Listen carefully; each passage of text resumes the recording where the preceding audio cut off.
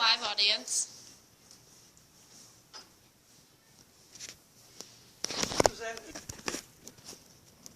Did you know that smoking is the most preventable cause of death in America? More than 5 million people die per year, more than any other causes combined. Tobacco is a primary ingredient in cigarettes, and it causes more than 25 health problems. By quitting, you're saving your own life. The most important thing to know is that it affects your family too. Within this speech, I'll go over the problems with smoking, how it affects more than just yourself, and what can be done to quit. Smoking causes many problems, short-term and long-term. You may think short-term meaning, oh, they'll go away, but they can be turned into long-term. Short-term can be monitored, such as increased blood pressure or the increased heart rate. You can see the loss of blood flow in your hands and your feet. People think smoking is a good way to lose weight because it makes you lose your appetite. But smoking is not the correct way to lose weight. You may realize that when someone quits smoking, they gain weight. That's because their appetite goes back to normal. The body weight should be controlled by diet and exercise, not smoking. Many short-term effects include yellow teeth, your breath smelling like smoke, this continuous cough you can't get rid of, a weaker immune system, which gives you more chance to get the cold or a flu. It lessens your taste and smell, and it reduces fertility in women. Overall, there's no positive effects of smoking. You still don't believe that smoking is harmful? Throughout a smoker's life, they experience long-term effects, such as cancers in the mouth, throat, bladder, stomach, and many more. They can get lung disease, cardiovascular diseases, and even some heart diseases. It causes painful ulcers and premature aging. In pregnant women, it can damage the baby and even have a miscarriage. It gives them a low sperm count, which is difficult to get pregnant. It causes your lungs to function improperly, and it causes many infections. The biggest long-term effect of smoking is COPD, chronic obstructive pulmonary disease. It makes it hard to breathe, causing emphysema or chronic bronchitis, which leads to death.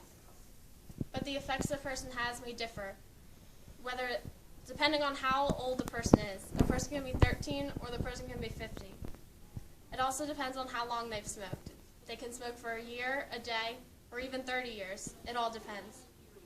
It also depends on how much they smoke per day. Say a person smokes a pack, or somebody smokes one cigarette. It all depends on how much they do it.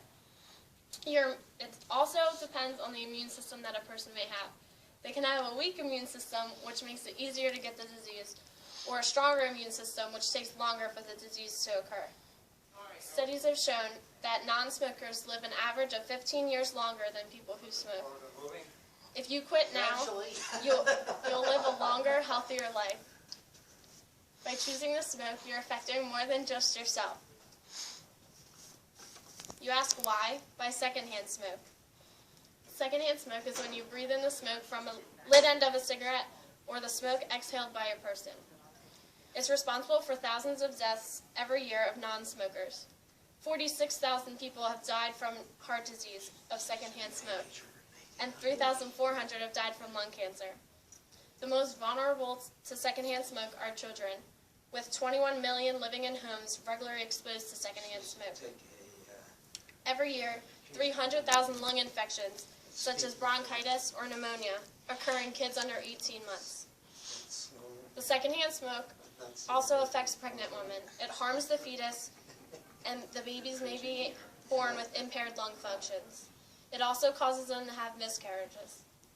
You may think that air fresheners or a non-smoking section in a restaurant may help the secondhand smoke, but it's still in the air. In a recent study, researchers found that secondhand smoke exposure causes 50,000 deaths per year in America. 126 million non-smoking Americans are exposed to secondhand smoke. More than 40% of children in hospitals with asthma attacks live in a home with smokers.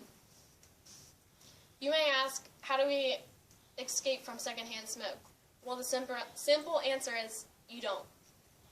To lower the risk, you can convince others around you to quit. But if they don't want to quit, you can tell them to go outside and not to smoke inside. Is your life worth living? The time to quit is now. Studies show that many health benefits from quitting. Some begin within the first day, and some continue throughout the years. 24 hours after quitting, your blood pressure and pulse begin to drop. 48 hours after quitting, the carbon monoxide levels go back to normal. Between 2 and 12 weeks, the circulation improves and your lung function increases. The excess risk of coronary heart disease is half that of a smoker after a year of quitting. After 10 years of quitting, the risk of lung cancer death is half that of a smoker. And just after 15 years, the risk of stroke or coronary heart disease is that of a non-smoker. As you see, it takes years to get your health back to normal. By quitting, you'll also save a great amount of money. Let's just say you smoke a pack of cigarettes a day, and there's 12 cigarettes in that pack. The pack costs $6. In a year, you'd be saving $2,000, and within 3 years, you'd be saving $6,186. And just after 5 years, you'd save a little over $10,000. Imagine what you could be doing with that money. How can you help someone else quit? You offer them support. But remember, it's the smoker's choice to quit, so don't feel guilty if they don't. The smoker has to try many times, but don't feel bad when they don't do it the first. It just means they need some more time. The addictive drug and nicotine makes it so hard to quit, but people also say that it relieves stress, it controls their hunger, and it makes them feel part of a social group. Without a cigarette, they feel as if something in their life is missing. Tell them that they should use their family and friends as support. Tell them that the good changes you see in them, not the negative. If they relapse, give them credit for when they didn't smoke, not be mean to them for not trying. Suggest that they join a support group, or maybe get counseling. Doctors have said that more counseling they get, the greater their chances will be. You can also try different medications to help quit smoking, but remember, it's the smoker's choice. In all of this, that's why it's good to break the bad habit. Smoking affects everyone around you, not just you. Ask yourself, where is your future heading? Or how is it going to affect your friends and family in the future? Choosing to light that cigarette is you committing a lifelong suicide, slowly killing yourself. It's your decision to continue on the road to death or to continue to a longer, happier life. Every time you light up a cigarette, remember it's 7 minutes of your life you will never get back. All this is easily prevented by saying 2 words: don't smoke.